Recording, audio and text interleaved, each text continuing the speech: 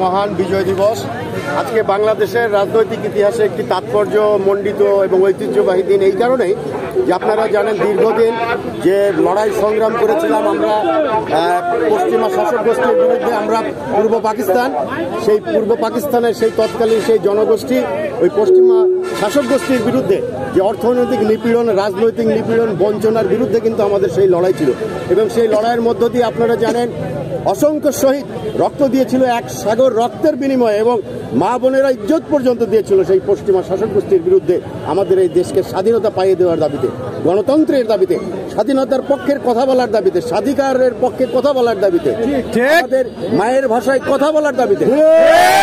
কিন্তু একদিনে আসে নাই, অনেক শহীদ রক্ত দিয়েছে সেই 52 সাল থেকে শুরু করে 52, 62, 66, 69, 71 সেই মহান আন্দোলনের সিঁড়ি দিয়ে কিন্তু 71-এর স্বাধীনতা যুদ্ধ সংগঠিত হয়েছে।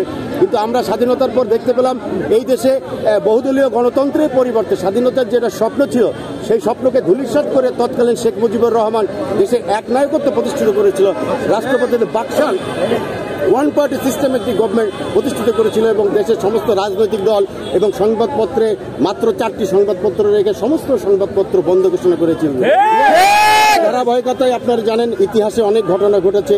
তারপরে জানেন শেখ মুজিব যিনি স্বৈরাচারী শাসন ব্যবস্থা কায়েম করেছিলেন, একদলীয় বাকশাল কায়েম করেছিলেন স্বাধীনতার পরে, তারই কন্যা আবার 2008 সালে অবৈধভাবে ক্ষমতা আসার পরে সেও কিন্তু দীর্ঘ 16 বছরের দেশে সন্ত্রাসী এবং স্বৈরাচারী শাসন ব্যবস্থা কায়েম করেছিল।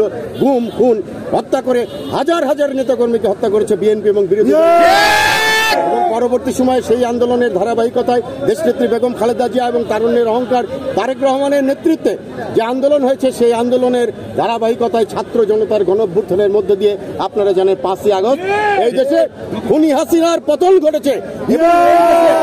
আমার মনে হয় বাংলাদেশে 71-এর পর আবার নতুন করে আবার স্বাধীনতা লাভ করেছে 5ই আগস্ট। একটি কথা আমি বলতে চাই, এই 5ই আগস্ট কিন্তু একদিনে ঘটে নাই।